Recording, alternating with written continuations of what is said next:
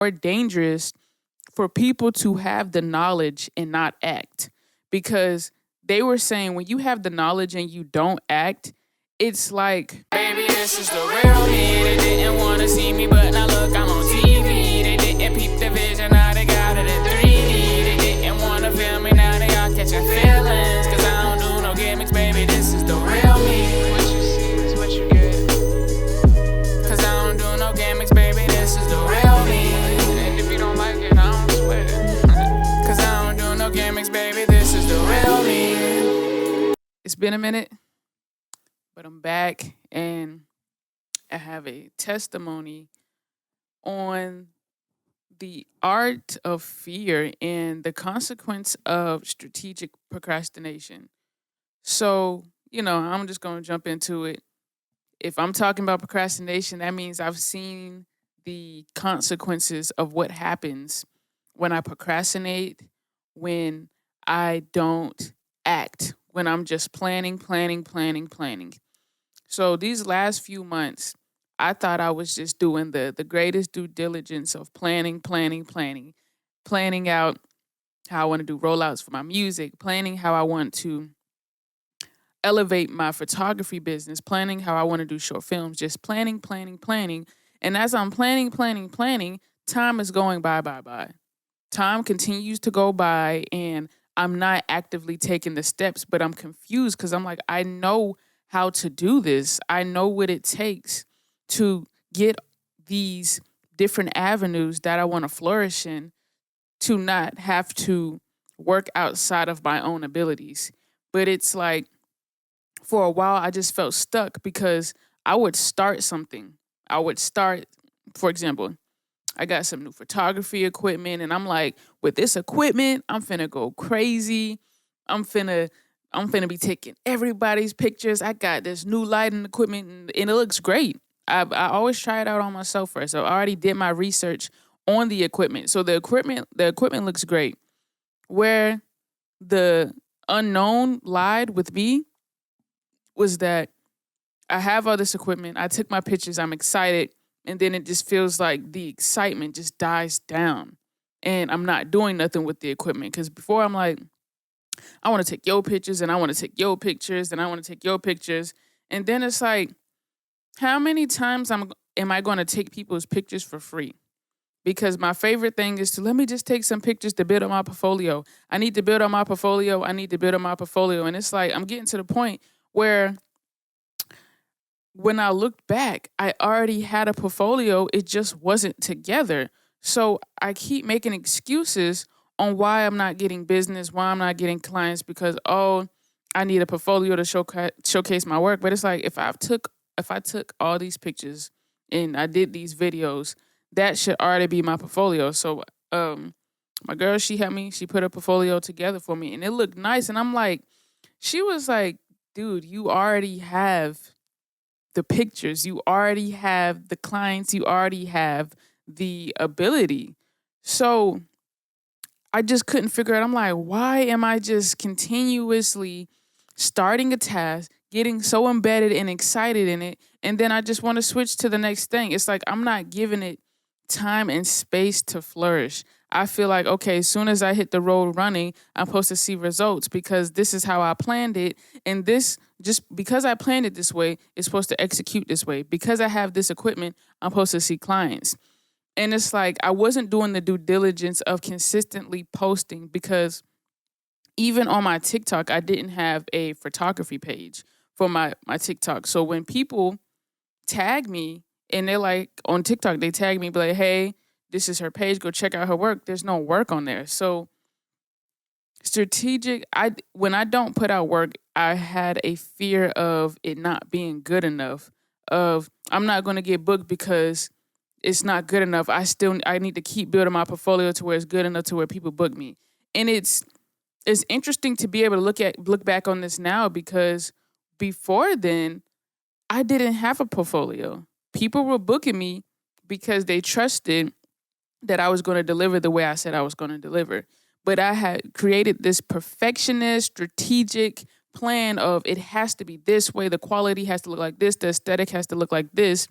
And as I'm just planning, all this time is going by and nothing is happening because I'm spending it planning instead of acting out my manifestations. If I just keep my manifestations in my head and I don't act them out, I'm not giving myself room to fail. I'm already telling myself this isn't going to work, but I'm not giving myself room to fail. Or because I get a little discouraged on, well, why aren't they booking? I'm putting out all this quality. Why aren't they booking?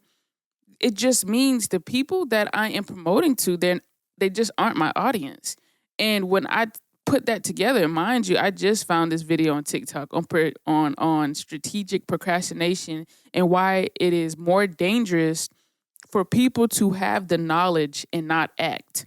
Because they were saying when you have the knowledge and you don't act, it's like, how could I put it? It's like having the antidote to an illness and never using it because you're like, no, I'm going to wait to use this because I might need this later. I might need this antidote later than what I need it now. So I need to wait until this the perfect moment to then I'm going to use the antidote. But it's like there is no perfect moment. You create the perfect moment. You create the perfect time. Opportunities that come to you are because you are ready, not because it's luck or coincidence. I've learned a lot of mistakes by having these beautiful, beautiful, beautiful opportunities presented to me, not to everyone, to me. I'm in these situations where I have an opportunity to grow or expand, and I'm telling myself, well, I don't want to show him my music yet. I want to put a better song out. I don't want to show him this art yet. I don't want to show him this video yet. I want to put another video out. And it's like, I just didn't know why I was such in a headspace on waiting when I spent all this time planning. As I was telling my TikTok, there was this dude. Shout out to Carlos. I met him, mind you, we from the same city, but he was already living here. And I was in South Carolina, and before I moved here, I was just like, I'm gonna meet him because he's inspirational, he's motivational. I'm seeing everything he's doing in Atlanta, the artists he have put on. He was one of the prime backings of QC. And this was during the beginning of the Lil Baby era, the Lil Yachty era, the Rich the Kid era, the Migos. Like, he was there. Like, and this is not something he was just saying. Like, he's showing, documenting. He has a whole documentary out. But prior to that, I'm seeing everything he has done and how he's executing. I'm like, I want to work with him. I want to work with him. I'm going to work with him. This is how I'm going to do it. And basically, one time I ended up going on his live, and he usually like just clicks people to freestyle. And this one time I got on his live and he clicked the freestyle.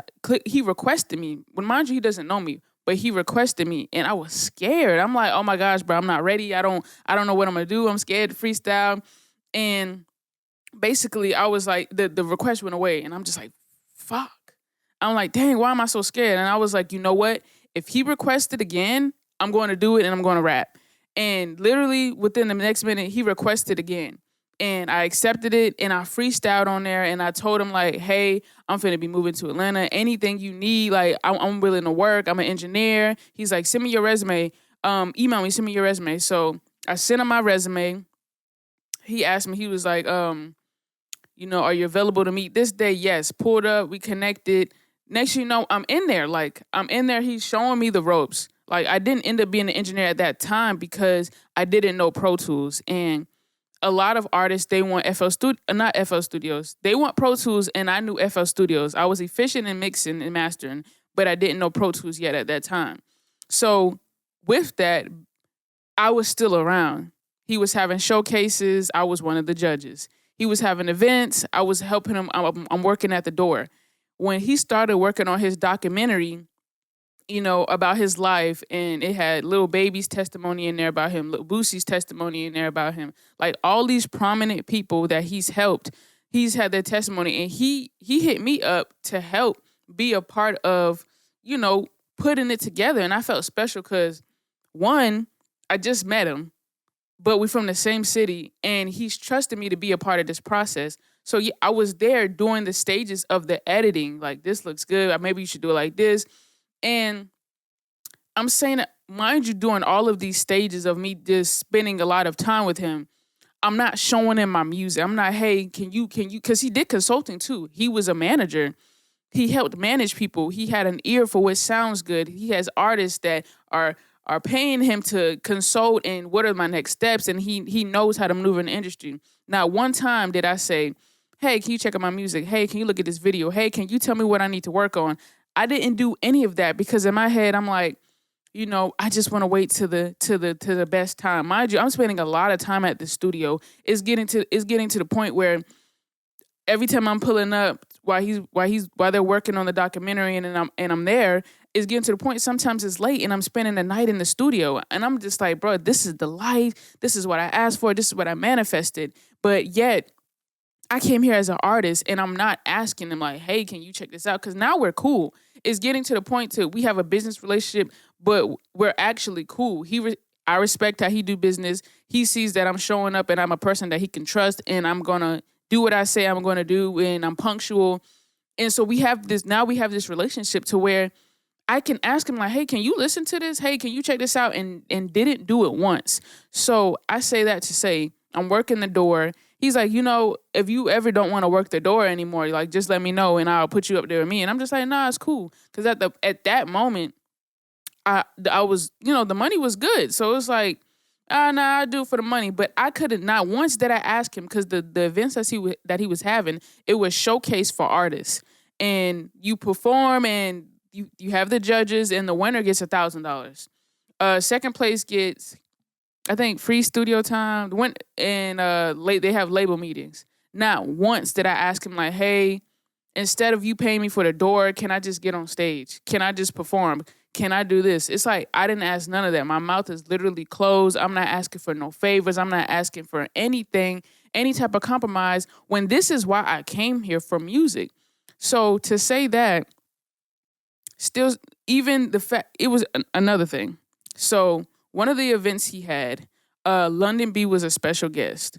And her being a special guest, I'm like, okay, cool. He told me like, hey, she's looking for a videographer. I'm gonna introduce y'all. Don't remind me to introduce y'all. So I'm working the door and she walks in there and I'm like, oh my gosh, this is perfect. I'm about to have this relationship. I'm about to be a videographer. Woo-doo-woo. Time is going by and we haven't been introduced yet. So I'm getting a little anxious. I'm like, man, time is going by. He's up there. I'm at the door. I don't know when I'm going to meet her. So, boom. I'm just like, she walks by. I'm like, you know what? Nah, whatever. I'm going to just go for it. I had my partner. I'm like, hey, bro, can you take a picture for me? Can you document this moment? I'm in network. So I'm just like, nah. Hey, okay, Carlos, the one, he told me that you're looking for a videographer. She's like, yeah. And we having this conversation. And let me tell you where I put my foot in my mouth. So as we're having this conversation, as me being her videographer, I go like, yeah, but, everything's good. We just got to make sure we go through everything through him. And she's just like, I do business directly. In my head, I'm thinking I'm doing some type of service by everything has to go through him when he already said like, it's good. Like, I'm putting you on, go ahead, be a videographer. He never said like, this has to go through me. So I framed it into a way to where it seemed like she couldn't directly talk to me. And I feel like, for me personally, I kind of self-sabotage that connection by just being very anxious and not wanting to feel like I'm coming off away or I'm backdoor. And when in reality, he had already told her about me and my service.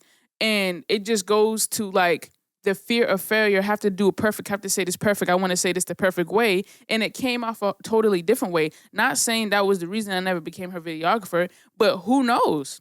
Who knows how that might have came off as in, what kind of business is this? Like, why do I have to go around when I could just go to you and you supposed to... I say that to say, moving forward, the relationship, he ended up, dropping his documentary, beautiful, posting this on billboards. He's showing me how he's doing all this stuff. He's Tubi, it's on Prime, it's out, it's on billboards. He's showing me how he's doing all this stuff. Not once am I asking him to put me on game. So he ends up not doing showcases anymore. He travels, he tours, he's an artist himself. So now he's in his artist bag and he's focusing on himself. And I love it. I say that to say, I spent all that time waiting for the perfect moment, that the perfect moment left. I had moments. I had years. I spent years around him and not once asked him, hey, can you listen to this song? Hey, can you tell me how this sounds? Hey, can you tell me what I need as an artist to grow? Hey, can you manage me? Hey, can you just show me the ropes? Not once. And now he's not even in that lane anymore to do that. And it's like, who knows what would have happened had I opened my mouth? But me being so strategic and waiting for the perfect moment, it was like, now that I think about it, when was the perfect moment going to happen? When you think about these perfect moments, when are they going to happen? When you think about realistically, do you have a time frame? Do you have a date? Do you have a month? Do you have a season? Because we can tell ourselves, oh, we just waiting for the perfect moment. And there is no perfect moment. It's just that we're protecting ourselves like, oh, I'm going to do it when I'm ready, because it takes away that uncomfortability and that anxiety of the unknown. The best situations that I have ever been in were the ones where, hold up. The best situations that I have ever been in were the ones where I was scared, where I was just courageous, where I don't know how I'm going to do this, but I'm going to do it. I'm going to figure it out and it's going to happen. And it feels good. I remember when there was a point when I was networking where I was so afraid to even go up to these execs. I'm at these events and I'm scared to go up to the execs and give them my CD and, hey, can you check me out? Hey, I'm an artist. And it's like, how did I even expect for them to take me serious when I am afraid to even walk up to them because I don't want to get rejected? I remember I was at this before me and Carlos got cool. I went to one of his events years ago in Charlotte. That's when he had Rennie Rucci there. He had what was that? Yo Gotti's manager. He had a plethora of people there, of execs, and Rennie Rucci was there. And I remember my homeboy Q, he was there, and he was like, "Dang, bro, you scared to talk to these people? Like, come on, bro. Like, what you doing, bro? We came all the way from Charlotte. Like, what are you doing? I mean, we came all the way from Charleston. What are you doing?" And I'm like, bro, like, I don't know. I'm scared. And those moments are defining because now I don't feel that way at all. I can go up to people and introduce myself. I can go up to execs like, hey, I'm K-Dog. This is what I do. If you need any work, I can do it now confidently. But how many opportunities? It's because it's easier to say, oh, it wasn't the right time. Oh, that means it wasn't meant for you. Sometimes that's an excuse. Sometimes when you don't take a chance on yourself and you just tell yourself, oh, that wasn't the right opportunity, that's not true. You were scared and you didn't take the opportunity, and that you don't know where that could have put you in a different quantum leap. It could have put you in a different reality than you're in now when you make different decisions than your body is used to. And I think it's beautiful because now I'm in a place to where I see where I have had a closed mouth and I hadn't got what I needed and they would have gave it to me. There's so many situations where people were like, bro, you could have just asked. I wouldn't have mind. Like, I have such a good character and character traits as a person, and I know this, but then sometimes I still feel like, oh, I don't want to. It's like, why do I feel like I'm burdening people? But when you want something, all that planning and waiting and rubbing elbows, it's like the opportunity is either for you or it's not. And you won't know until you take the opportunity. When you don't take the opportunity, you will never know how things would have worked out. There's no, oh, it wasn't meant to be. No, I will never know how that would have worked out. I planned to be in positions that I was in, and I ended up in these positions. I ended up underneath a lot of people in Atlanta that had connections, and I wasn't using them. It was a mutual beneficial game because I had services and they had needs. It was like, I need this, you need that, but they were getting more needs out of me than I was getting out of them. And it's like, that wasn't on them. That was on me just not saying hey, can you do this for me? Hey, can you look out for me in this avenue? I was scared to fail. And I realize now, even when posting, sometimes I can be very hesitant to post certain things. I'm like, oh man, that might come off cringy. Oh man, that might come off goofy. Oh man, that might come off like cringe. Like I already say cringy. But it's already telling myself, oh, this is going to come off this way. I'm already shooting myself in the foot, and I'm already projecting how I think people are going to feel about something. And it's like, there are people online who wake up to money every day from social media because they just post what they want. They don't sit here like, okay, let me see, what am I going to post? No. Some people hit that record button and what comes out of their mouth comes out of their mouth. And guess what? When you have an audience, there's an audience for everything. There's literally an audience for everything. So when you open your mouth and you go on the internet and you say what you say and you get feedback, sometimes you don't know what type of feedback you're going to get, but it doesn't matter. That's the power of polarity. You might get good comments, you might get bad comments, but you cannot be afraid of what you're going to get because everybody gets trolled. There's people that troll me in smart interviews, and there's people that show me love in smart interviews. So it's really like, just now lately I've just been getting in the habit to where I'm putting a video and I'm posting it. It's like whatever happens.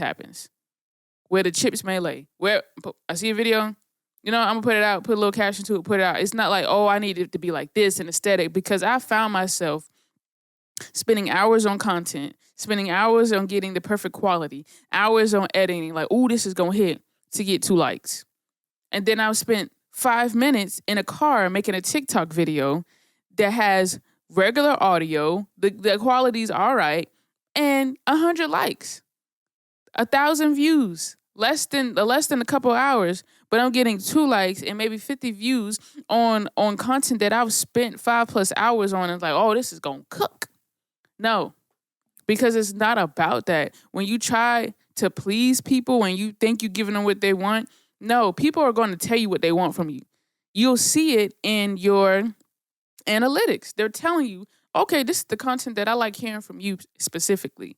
When you try to give people what you think they want, not saying you cannot put out, I'm just saying in regards of, don't think too much about it. When you have an idea and it comes to you, bring it to fruition, put it in reality and put it out. All that planning, I have this idea and I have to plan it accordingly and make sure this idea is executed exactly how I see it in my head, and then I'll be ready to put it out. So much time has gone by. I've had so many videos that haven't been out because I'm trying to be so perfect in what I'm putting out, and it has to look this way, and the quality and the lighting. And I remember when I was dropping music videos on Triller, I was putting together videos on my phone. I was working with little to nothing. I was paying other people to edit my music videos. The music videos that I was putting out, I was buying $50 music videos, and I wasn't so, and it got to be like this and the angle and this. I was putting it out because this is what I love to do, and I put it out into the world, and they still loved it because it was authentic, and this is something that I'm putting out regardless of how anybody feels. This is true to me.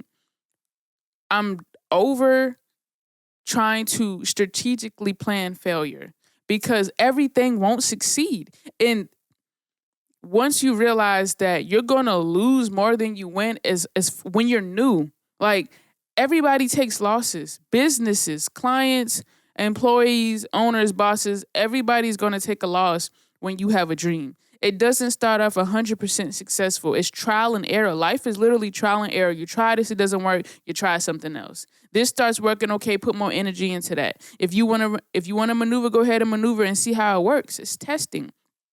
You just test it out. But to sit here and, I got to plan it down to the T and it has to look like this. 3 months have gone by.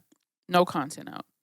The last podcast I have put out, I don't even remember, it was so long ago. That's why I stopped putting episode numbers, because I think it's disrespectful to the people that are watching that I'm still on episode probably 12, and I done had this podcast out for years. So I say that to say, too much planning is dangerous. Sometimes you just do it.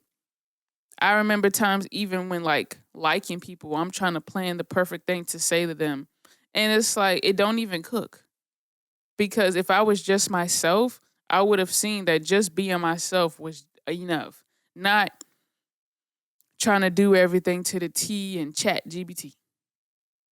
Sometimes just do it. Sometimes just walk up to someone and say the first thing that comes to your mind. Not in a crazy or disrespectful way.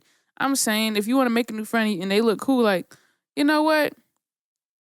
I'm going to just walk up to them and I'm going to say my name and I'm going to see how this goes. Sometimes you just got to see how it goes. When you think too hard about stuff, you're messing up the natural flow of alignment. Thinking too hard is dangerous. Sometimes literally just do it. When you think it, just do it. When you feel it, just do it. And the beauty is in doing it scared.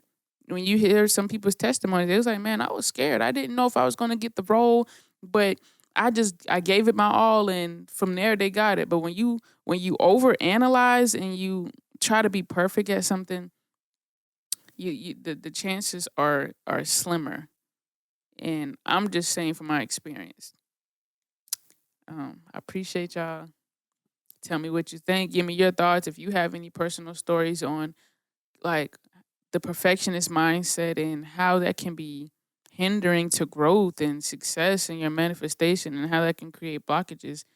Definitely feel free to put your testimony in the comments. It's your girl K Dyke. Until then.